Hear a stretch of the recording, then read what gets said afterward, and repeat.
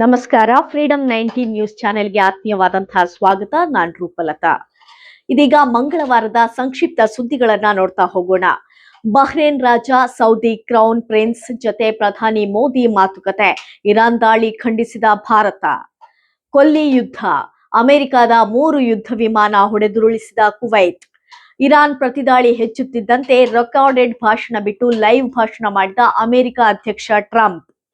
America ರಾಯಭಾರ ಕಚೇರಿಗಳ ಮೇಲೆ ಇರಾನ್ ಡ್ರೋನ್ ದಾಳಿ. ಸೌದಿ ಮತ್ತು ಕುವೈತ್ನಲ್ಲಿ ಭಾರೀ ಆತಂಕ. ದಾಟಲು ಯತ್ನಿಸಿದ್ರೆ ದಾಳಿ ಖಚಿತ. ಹಾರ್ಮುಜ್ ಜಲಸಂಧಿ ಮುಚ್ಚಿದ ಇರಾನ್. ಪೆಟ್ರೋಲ್ ಡೀಸೆಲ್ ಬೆಲೆ ಇನ್ನಷ್ಟು ದುಬಾರಿ. ಖಮೇನಿ ಹತ್ಯೆ ಖಂಡಿಸಿ ಕಾಶ್ಮೀರದಲ್ಲಿ ಪ್ರತಿಭಟನೆ. ಲಘು ಲಾಠಿ ಚಾರ್ಜ್. ಯುದ್ಧ ಭೂಮಿಯಿಂದ ಬೆಂಗಳೂರಿಗೆ ಬಂದಿಳಿದ 2ನೇ ವಿಮಾನ. 490 ಪ್ರಯಾಣಿಕರು ಸುರಕ್ಷಿತವಾಗಿ ತಾಯ್ನಾಡಿಗೆ ವಾಪಸ್. ಡಿಸಿಎಂ ಕ್ಯಾಂಪ್ಗೆ ಸಿದ್ದರಾಮಯ್ಯ ಮೂಗುದಾರ. ಸಿಎಂ ಆದೇಶದಂತೆ ಡಿಕೆಶಿ ಬೆಂಬಲಿತ ಶಾಸಕರ ಮೇಲೆ ಕಣ್ಣಿಟ್ಟ ರಾಜ್ಯ ಗುಪ್ತಚರ ಇಲಾಖೆ. ನನ್ನ ಅಣ್ಣನಿಗೆ ಹಣೆ ಬರಹವಿದ್ದರೆ ಮುಖ್ಯಮಂತ್ರಿ ಆಗ್ತಾರೆ ಡಿಕೆ ಸುರೇಶ್.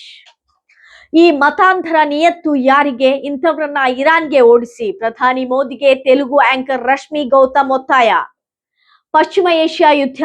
ಪೆಟ್ರೋಲ್ ಡೀಸೆಲ್ ದರ ಸದ್ಯಕ್ಕೆ ಏರಿಕೆ ಇಲ್ಲ. ಖಮೇನಿ ಹತ್ಯೆ. ಜಮ್ಮು ಮತ್ತು ಕಾಶ್ಮೀರದಲ್ಲಿ ನಿರ್ಬಂಧ. 2 ದಿನ ಶಾಲೆಗಳಿಗೆ ರಜೆ.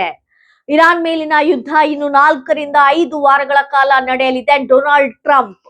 ಇದು ಅಂತ್ಯವಿಲ್ಲದ ಯುದ್ಧವಲ್ಲ. ಯುದ್ಧ ಶುರು ಮಾಡಿದ್ದು ಇರಾನ್, ನಾವು ಮುಗಿಸುತ್ತೇವೆ. ಅಮೆರಿಕ ರಕ್ಷಣಾ ಕಾರ್ಯದರ್ಶಿ.